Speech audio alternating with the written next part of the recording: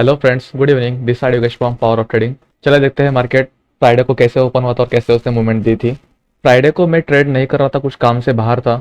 तो थर्सडे के दिन हमने एनालिसिस की थी कि मार्केट अगर गैप डाउन ओपन होता है, गैप डाउन ओपन होने के बाद अगर ये 43,000 के लेवल को टेस्ट करता है तो यहाँ पर कोई भी बुलिश सिग्नल देखने के बाद हमें ट्रेड एक्टिव करना चाहिए ऊपर की तरफ। पर इसने क्या किया, एक इसका शैडो बहुत बड़ा बनाया, तो हमारा ट्रेड में एंट्री नहीं बन रही थी, क्योंकि यहाँ पर आप देखोगे तो स्टॉप लॉस बहुत बड़ा लग रहा है। तो उस हिसाब से यहाँ पर हमारी एंट्री नहीं बन रही थी।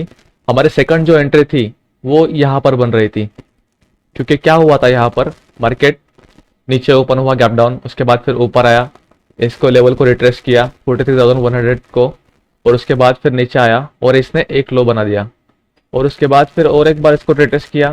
तो यहाँ पर एक ट्रेड बन रहा था एक इनसाइड कैंडल पे। तो यहाँ पर आप ट्रेड एक्टिव कर सकते हैं, क्योंकि एक बार उसने रेजिस्टेंस लिया और दूसरी बार भी इसने इसको ब्रेक नहीं किया।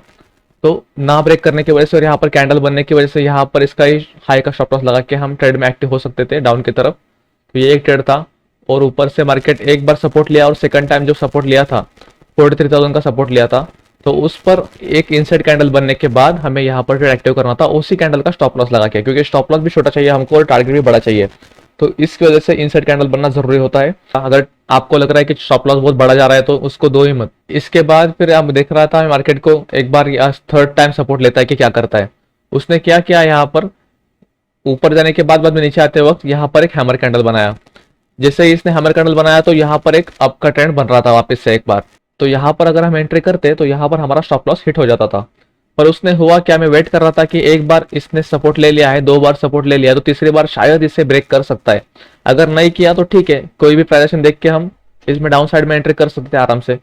तो इसने क्या किया, यहाँ पर एक इन्वर्टेड हैमर पैटर्न बनाया इस कैंडल का 3 मिनट का, और उसके बाद में जब इसने लो को ब्रेक किया तो ये लगभग 70 से 80 पॉइंट की रैली इसने वन वे दे दी थी, और ऑप्शन लगभग 50 पॉइंट से बढ़ गया था इसी कैंडल में। तो ये एक अच्छा ट्रेड था हमारे लिए फ्रेंड्स। इसीलिए अगर वेट करके आप ट्रेड लेते हो तो आप ज्यादा करके ट्रैप नहीं हो सकते। अगर यहाँ पर आप प्राइजेशन पे ट्रेड ले रहे हो तो कोई बात नहीं, अगर स्टॉप लॉस आपका हिट होता है तो भी कोई बात नहीं, पर उसके बाद अगर आप देखोगे तो इतना अच्छा प्राइजेशन बना है यहाँ पर, तो इस वजह से यहाँ पर भी एक ट्रेड ले सकते हो आप। उसके बाद फिर मैं वेट करता रहा, उसके बाद फिर कोई प्राइजेशन बना नहीं, और यहाँ पर एक चैनल के अंदर ये कंटिन्यू सस्टेन कर रहा था। तो सस्टेन करने के बाद इसको ब्रेकआउट दिया था, पर इसका रेजिस्टेंस के पास में ही था। ये जो लाइन मैंने की है ड्रॉ, ये सपोर्ट है। यहाँ पर मुझे लग रहा था कि यहाँ से एक बार रिटेस्ट मारना चाहिए उसको, और उसने वैसे ही किया। पर यहाँ पर जो इसने अप मूवमेंट ब्रेकआउट दिया तो ये बुलिश कैंडल थी। तो ये बुलिश कैंडल पर अगर ट्रेड हम ले नहीं सकते, क्योंकि एक बार ऑलरेडी बाहर आ चुके हैं, तो थोड़ा सा प्रॉफिट बुकिंग पॉसिबल है। इस वजह से हम वेट कर सकते थे कि एक सपोर्ट पर हम बाय कर सकते थे। यहाँ पर एक बार रिटेस्ट मारने के बाद, इसी लेवल पर रिटेस्ट मारने के बाद यहाँ पर एक ट्रेड बन रहा था अप साइड की तरफ का। तो ये एक ट्रेड बन रहा था हमारे लिए अप के लिए, और ये एक हो गया ट्रेड, ये दो हो गया ट्रेड, ये तीसरा हो गया ट्रेड सपोर्ट लेने के बाद। और चौथा जो ट्रेड है हमारा वो एक मॉर्निंग स्टार पैटर्न में बन रहा था। इसको ब्रेक करने का उसने कोशिश की, उसके बाद फिर कैंडल नीचे क्लोज हुई, पर इसका क्लोजिंग देखो इधर ड्रैगन फ्लाई दोजी कैंडल बनी है यहाँ पर, और उसके बाद फिर ड्रैगन फ्लाई दोजी कैंडल बनने के बाद इसने एक मॉर्निंग स्टार पैटर्न फुल बनाया है। और मॉर्निंग स्टार पैटर्न जब बनाया इसने, तो उसके बाद फिर इस पे हाई पे हमें ट्रेड एक्टिव करना था। तो अगर हम यहाँ पर एक्टिव करते, स्टॉप लॉस हमारा ये रहता, तो हमें टारगेट देखो एक अच्छा खासा टारगेट मिल चुका है। तो ये थी हमारी फ्राइडे की एनालिसिस। चलो देखते हैं मार्केट अब कल कैसे ओपन हो सकता है, कैसे मूवमेंट दे सकता है।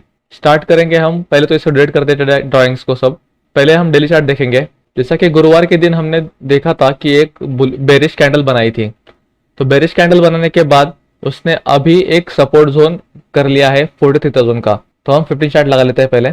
तो 15 मिनट चार्ट में अगर हम देखेंगे तो 43,150 का हमारे लिए स्ट्रॉन्ग एक रेजिस्टेंस बन चुका है अभी। तो ये एक रेजिस्टेंस हो गया, और ये 42,950 का हमारे लिए एक सपोर्ट जोन का काम करेगा अभी। तो यहाँ पर एक लाइन बन रही है। इसी चेन में अगर मार्केट कल ओपन होके निकलता है, मतलब मान लीजिए मार्केट अगर कल फ्लैट ओपन होता है, मतलब 43,000 के पास में, 43,000 या 43,100 के पास में अगर ओपन होता है, तो हमें वेट करना पड़ेगा कि मार्केट कौन से डायरेक्शन में जा रहा है।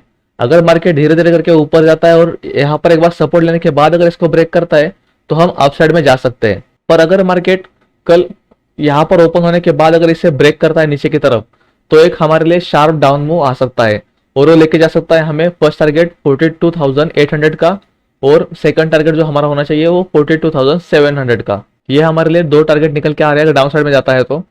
याद रखिए दोनों भी तरफ हमें एक रिट्रेसमेंट का वेट करना है। अगर ये प्राइजेशन बनती है डाउन साइड की तरफ फटक से वन वे, तो हम यहाँ पर शार्प सेल कर सकते हैं। पर अगर ऊपर भी निकल रहा है मार्केट तो यहाँ पर इसको रिट्रेसमेंट करना ही पड़ेगा। अगर ये रिट्रेसमेंट ना करके अगर ऊपर वन में चला जाता है तो हमारा कोई ट्रेड बनता नहीं है यहाँ पर। तो इसीलिए हम वेट करेंगे फ्रेंड्स। तो मान लीजिए मार्केट अगर कल गैप अप ओपन होता है, मतलब 43,400 या फिर 43,500 के पास में, तो यहाँ पर हमें वेट करना पड़ेगा कि मार्केट उसके बाद में क्या पोजीशन ले रहा है, कौन सी डायरेक्शन में जा रहा है। अगर ये मार्केट वहां पर सस्टेन करने के बाद अगर डाउन साइड में आता है तो हम थोड़ा सा कम क्वांटिटी रख के सेल कर सकते हैं डाउन साइड की तरफ। हमारा फर्स्ट टारगेट होना चाहिए 43,200 का और सेकंड टारगेट होना चाहिए 42,150 का। ये हमारे लिए दो टारगेट्स आ रहे हैं अगर डाउन साइड की तरफ आता है तो।